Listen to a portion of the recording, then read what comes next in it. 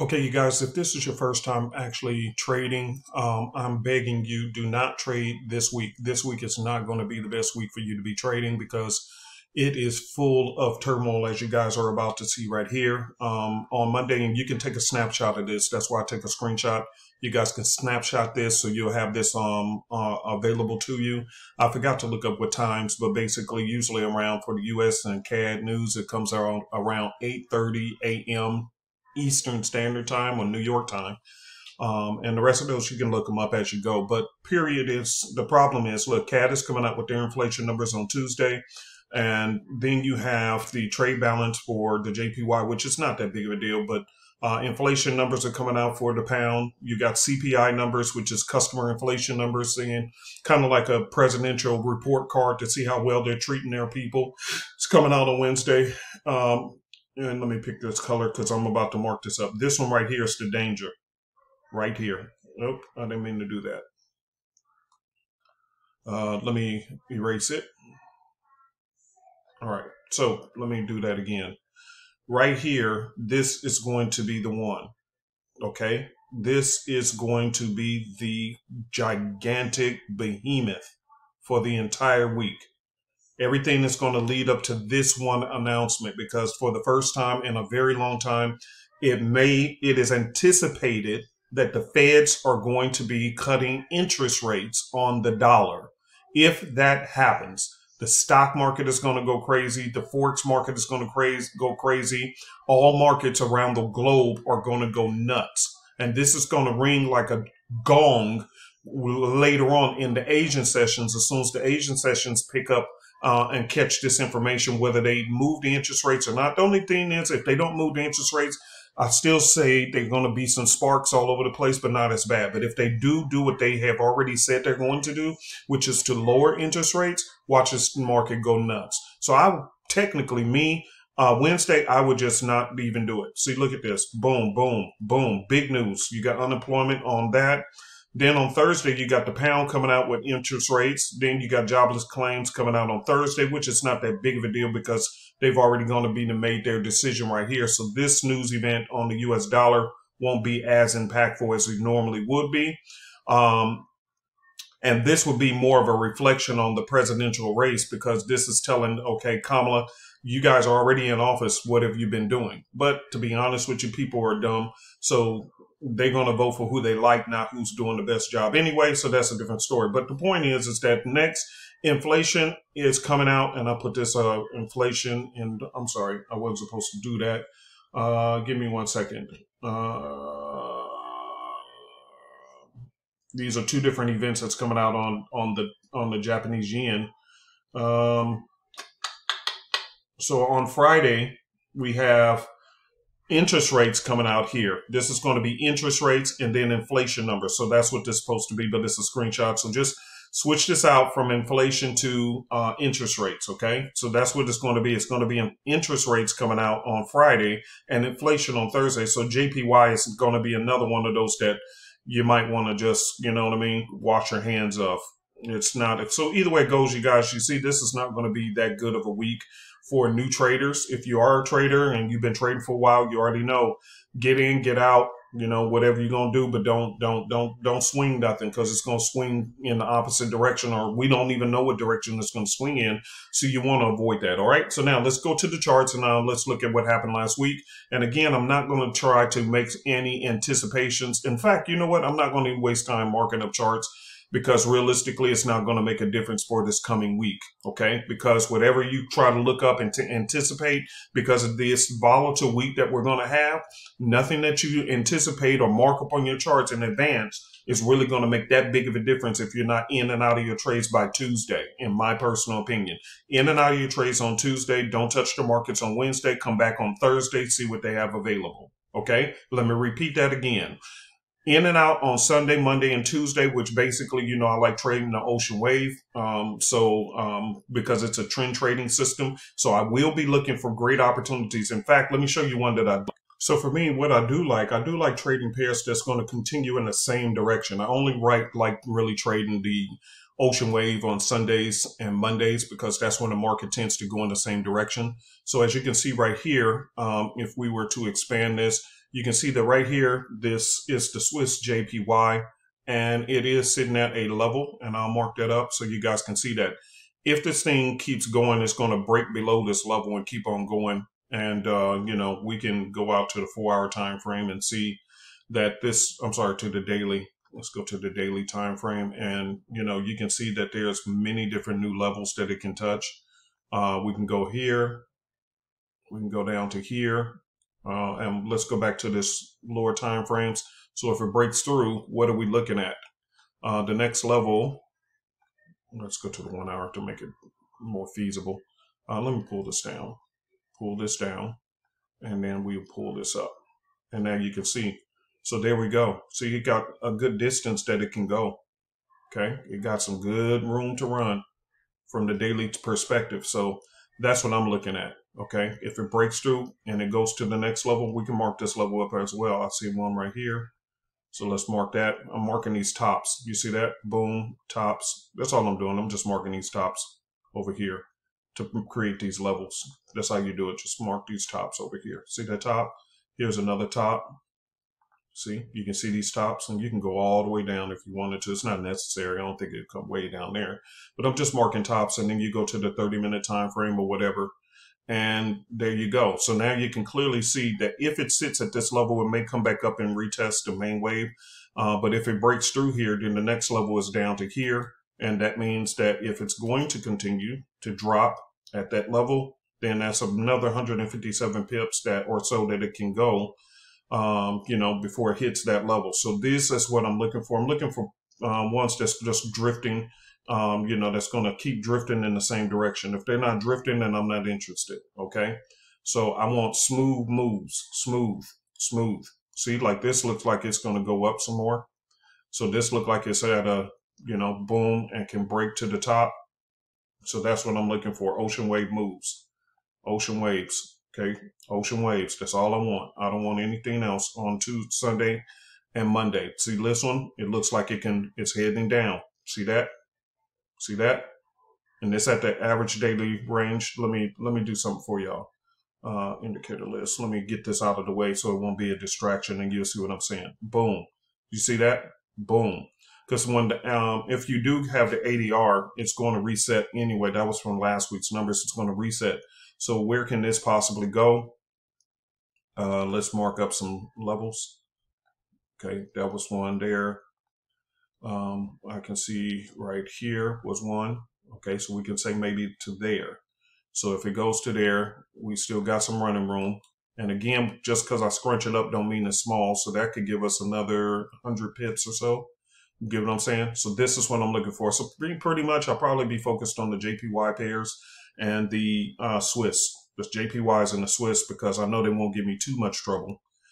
See, they all doing the same thing. They setting up like they're going to give a bottom, but typically it's going to push through and fake people out. So this is another one where it can go down. So the JPYs look like a good play for the week, or at least for the beginning of the week. You hear me? For the beginning of the week. After that, I'm out. I'm out. So if these hold still where they are, yeah, I'll probably take these, take them to the downside, the JPY pairs. And then get out and just sit still and watch the fireworks. That's what my plan is. That's what my plan is. Okay. So anyway, not a lot to mark up because again, I don't want anybody to, well, what about this? What about that? Another thing to pay attention to, and I've been telling you guys this, look at this. This indicator over here is called Info Plus. It's free. You just go to your market store and you can download it onto your charts. It's free from your broker. Okay, so Info Plus, it also shows you the spread. This is why I also tell you guys, don't ever open trades at the beginning of the trading day. Every day it's the same thing. New York time, 5 p.m. to 6 p.m. Eastern Standard Time is the broker's play time with your account. So if you're trying to be one of those traders who like to, oh, well, I'm going to trade this market and I'm going to, I'm going to trade at the opening of the next trading day and all this stuff, and you taking trades at 5 p.m., look at this spread, 37.8 pips. You see what I'm saying? 37 pips, basically 38 pips of spread. And they leave it like this for the first hour of the trading day, called sucker money. That's what I call it, sucker's money, okay? Because you're a sucker. They suckering you into the trade because you're looking at the trade and not paying attention to the spread, and boom, they done took you out before you even get started. 37 pips on the spread. That's the spread is basically the house money. You know, they have to say the house always win. You got to pay the house. This is the house getting their money, okay, to take the trade. The moment you place the trade, the broker always gets them paid in pips. Okay, they always get paid in pips, and therefore they're getting paid 37.8 pips on this trade if I take it at the opening of the trading day. So if I wait until after the first hour, then they shrink it back to normal, and that may be only 3 pips or whatever, 3 or 4 pips only to get into the trade. So never take trades at 5 p.m. Eastern Standard Time. Okay, I hope this video is helpful. We'll be together on Wednesday during class when the fireworks starts. Well, actually, they announce the interest rates typically in the afternoon, but we'll be looking at the markets, how they setting up and everything else. So just attend class on Wednesday. And again, it's always free, open to the public. You don't have to buy anything. That's fine. But for those who are interested in joining us and you want to be a part of Super Easy, let me pull this website up so you can find everything, because we keep everything housed on one website. And I'll just pull this over so you guys can see it. So you can go to our main website, Super EZ Forex. And if you want to join the Signals group or the advanced membership group, where we send out trade alerts, where you can manually trade and you get to trade with Miss Jenny. I got a VPN on, so my website is saying, hey, don't do no foolishness. You got to sign in. That's why you see that. So you can join, click right here and join the advanced membership. And it comes with the alerts, and it also comes, and you can just check out all this stuff. And here's Mr. Dr. Elvis, and this is Miss Jenny. And so this is Madonna, and you see me. Okay, so you'll see who's your team, who you'll be trading with. He sends out alerts for you to trade with. You'll be trading twice a week in a live session with Miss Jenny. That's what the live session's thumbnail is about, with all those thousands of pips every week. That's what it's about. Okay, now if you want to be copied on our trades, then you click on that tab right here, which is our copycat service. And when you get to the copycat site, and it should pull up momentarily, what's going to happen is you're going to have the ability to join a couple of services, and I'll show you each one. I'm using a VPN, so it's asking me, am I a bot? So I apologize for that.